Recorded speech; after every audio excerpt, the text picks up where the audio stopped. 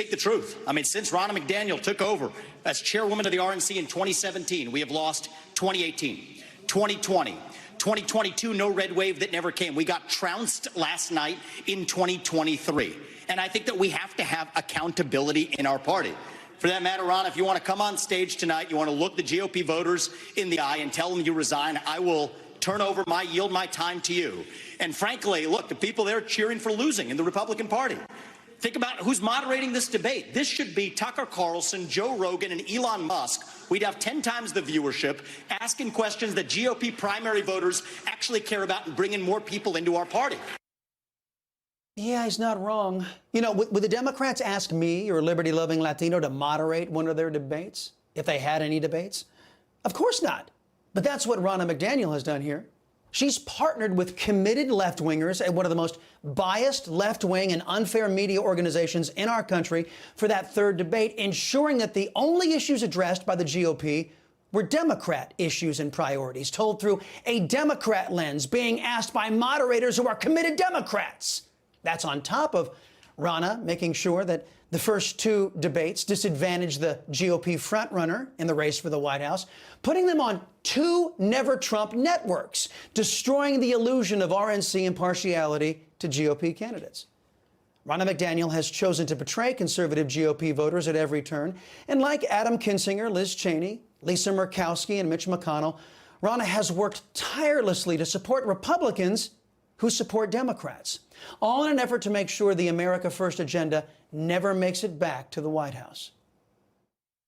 And so the fact of the matter is, I mean, Kristen, I'm going to use this time because this is actually about you in the media and the corrupt media establishment. Ask you, the Trump-Russia collusion hoax that you pushed on this network for years, was that real or was that Hillary Clinton made up disinformation?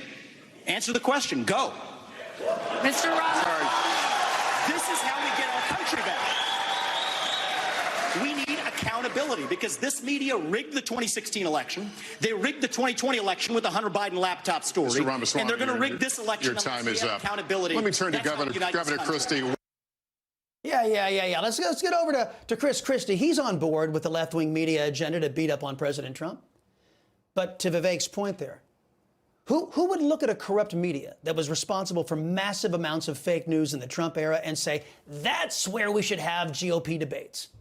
In President Trump's 4 years, the press issued hit piece after hit piece, oftentimes having to retract them because journalism was abandoned by committed left-wingers who absurdly call themselves journalists. If the story did damage to Trump, it made print or the air, whether it was true or not. In an effort to stop an America First agenda and to put Democrats in positions of unchallenged power and authority over our people, a corrupt and indefensible press abandoned long-practiced sourcing standards in favor of turning fake news operations into subsidiaries of the DNC. The Hunter Biden laptop story being falsely labeled as disinformation was just the tip of the iceberg. When GOP donors and voters saw all of this, we turned off the biased press. But not Ronna McDaniel. She gave them debates and control over the subject matter that would be discussed. Many of these fake news people still clinging to the false narratives they spewed out leading up to the 2020 election. Now, we've invited Ms. McDaniel onto this program several times, and she's never made the time to talk with your liberty-loving Latino here. Too busy, I would imagine, with the anti-GOP folks at NBC. Thank you for being part of that, because this is a time where we met the moment. Thank you so much for having us. It was an honor to co-moderate that debate. We really appreciate it. Ronna McDaniel, thanks for being here. Thanks for having me. Good to see you. Yes, thank you. Wow. Thanking the biased press for disadvantaging the Republican Party, the very party Ronna McDaniel claims she supports. Sticking with an old, tired, and lackluster GOP establishment will yield more of the same: surrender and defeat. Now, in times past, before the Democrat Socialist Party lost its collective mind, we could wait around for the GOP to get its act together. But as things sit right now, we're out of time. The emergency is upon us, and doing things the way they've always been done, which is the Ronna McDaniel playbook, is a failed strategy our people can no longer afford.